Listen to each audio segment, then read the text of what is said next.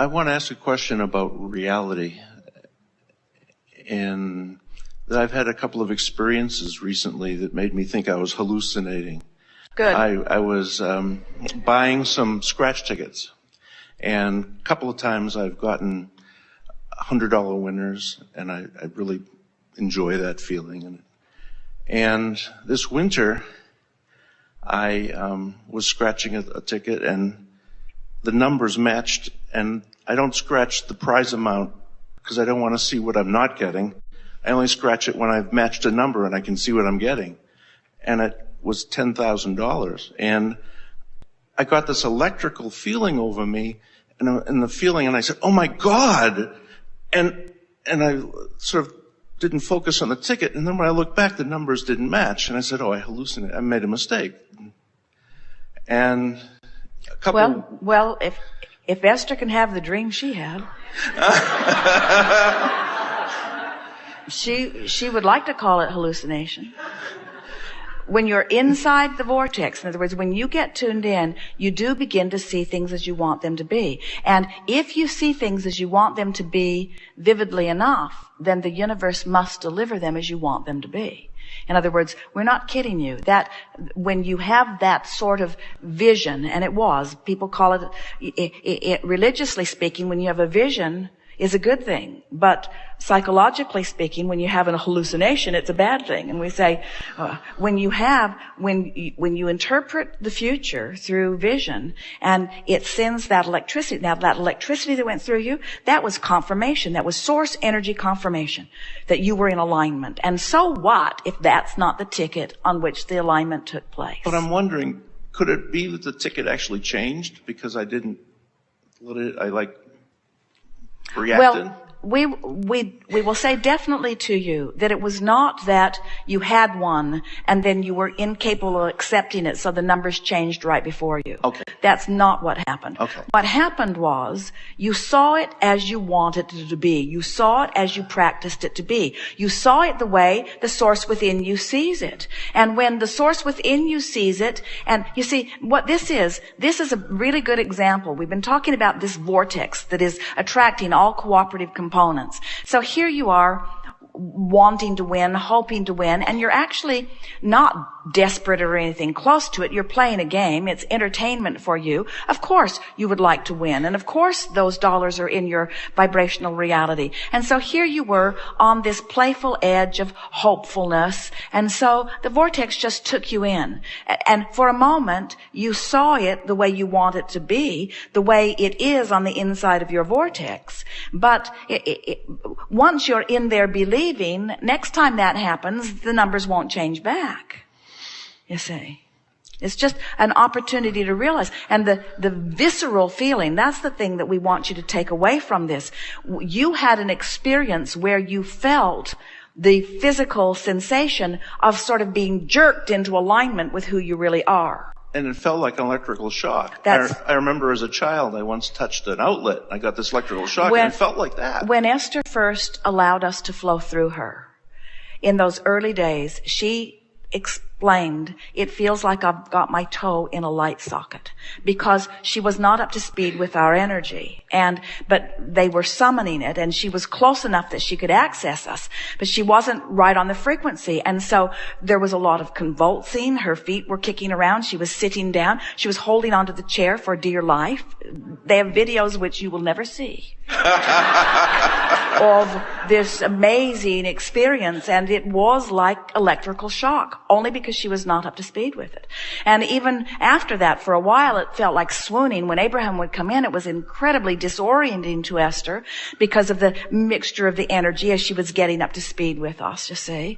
And the longer she blends and the more she allows it, then the more steady this interpretation feels to her. But it's like that in the beginning. And that's not to say that you aren't in the vortex often on other subjects, but it is to say on that subject of dollars coming to you in that way, you're not really in alignment, because it's a game to you, it's chance, and you know too much about the odds. And so your knowledge is preventing you from being up to speed. If you could forget everything you know, if you were someone who just said, yeah, you go down and you just pay how much for the ticket? $2, $5, whatever. Just pay a little bit of money for the ticket, and they give you a ticket, and you just scratch this off, and then they give you a lot of money. How does this game work? Well, you just give them a little, you scratch some things, and then they give you a lot of money. If that were really... Are you hearing us back there?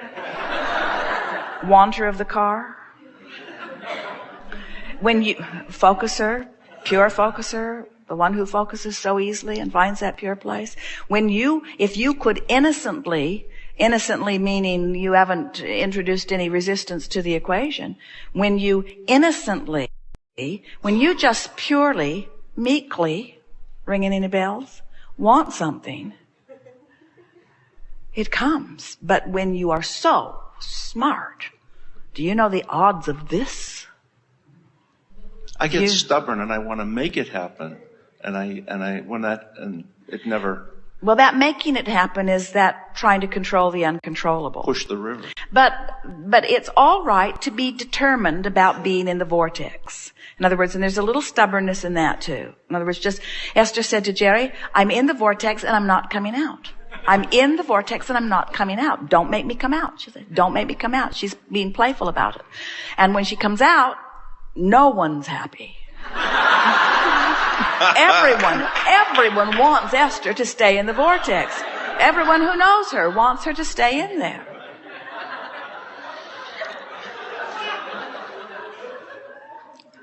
I had another experience that's like this, and I've tried to get back to that, and I can't make myself get back to it. But well, say it differently. We know that this is conversation for clarification, but say it differently.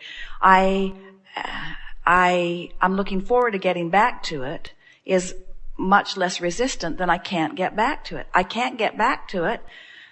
It's just nailing your feet to the floor. I can't get back to it. I want to, but I can't. I want to, but I can't get back to it. And words don't matter, but they are descriptive of how you feel. So if you say, I can't get back to it, then that's how you feel. Got to change that feeling. And isn't there a difference in the feeling, I can't get back to it, I can't do it, and I want to?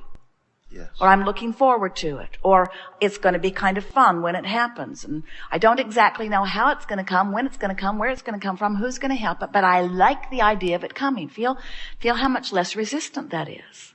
And when I let go, these things happen. When you let go, it comes. Yeah, I had the sensation of laughing when I was going by a supermarket, and I thought of a scratch ticket. Scratch tickets in my life. I thought of a scratch ticket, a type of one, and I wasn't going to the supermarket, and I was thinking about it. It started me laughing when I thought about it. So I pulled in, want to follow. I'm trying to do the Abraham thing. Follow one in, and there's the tickets, and I buy 4 or 5 of them. They're losers, and the 6th one was $500. And I stopped, and I said, there it is. That's what I visualized. So what's that tell you? So laughing was your indication of alignment. Yes. Laughing was your indication of being in the vortex. The idea that was occurring to you in the middle of all of that was an impulse that you were wise enough to follow. Now, you say, because I was laughing is the reason I followed the impulse. And we would say it's really hard to sort all of that out. In other words, you had an impulse. In other words, the laughing is alignment.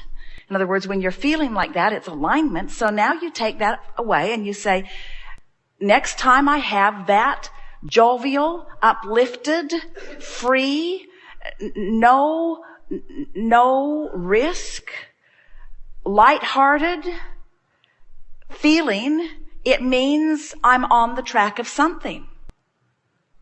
Anytime. See, when we talked, so you went in, now this is wonderful. This is a perfect opportunity to talk about the 2 ways you know about your guidance. One is when it manifests, and we said we call that post-manifestational awareness. The other is by the way it felt. In this situation, you've got both of them right there. In other words, you have the post-manifestational awareness of something that you wanted that happened, and you had the pre-manifestational awareness of something that was laughing and felt good. Yay! Yes. Isn't that a wonderful thing to know? So never again. Now you've got that. Hold that feeling. Hold that feeling. And now what were those words that you said earlier? Something about, I don't know how to get there? Bogus. You do know. You do know, don't you? You just have to focus. I know. I knew that, so I know everything. I knew that, so I know everything. That was the perfect example. We're just milking it for you. That was a perfect example, you say. That was the perfect example of me having something in my vortex. The source within me knew the path, knew exactly how to cause the rendezvous, because creation is rendezvous. I rendezvoused with that grocery store at that time for those purchases, knew exactly how many tickets I needed to purchase in that moment.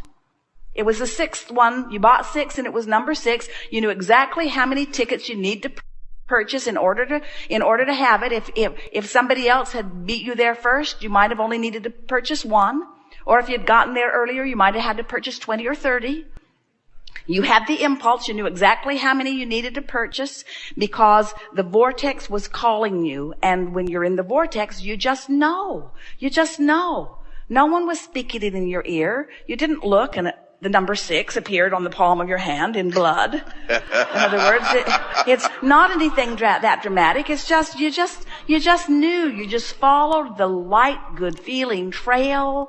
It's always a light, good feeling trail that leads you to the love of your life, to the winning ticket, to whatever. It's always a light, good feeling. It's never turn left, not right. You'll die if you go right. It's never like that. In other words, it's always a light, good feeling.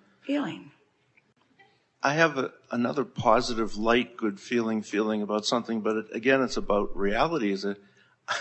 And I've had dreams about it, and now daydreams of flying, like being able to levitate, to help and do things. And I'm thinking that's like so outside reality. They should, they'd lock me up if I told people. But hear this. You see, that's a vibrational manifestation. It's a dream manifestation that is an indication of how you're feeling. In other words, that dream's not telling you that you're going to fly. That dream's telling you that you feel free. Yes.